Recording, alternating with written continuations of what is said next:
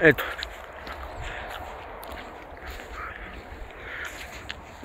Това е на метри от магистралата. Тук е бил бившия язовир на селото, който се е разпростирал. Значи, те като правят магистралата, дядо ми е разказал, тогава са го изпуснали, този язовир е бил до селото, е стигал. Всичко това е било под вода. Тук дори има, по-нататък е бил преливника. Той си седи още, най-вероятно природата си го е взела вече. И да,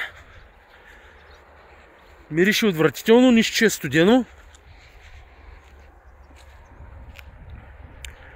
И това са боклуците на село Габърница. Не знам, аз си мисля, че не би трябвало да са тук, защото вече пред всяка къща има кош за изхвърляне на отпадъци, но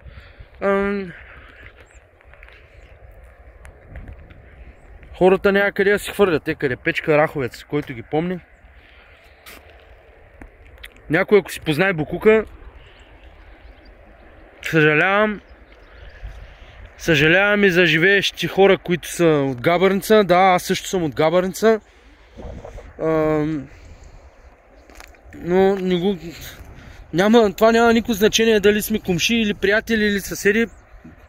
Просто това не е правилно да го правите. Така си мисля.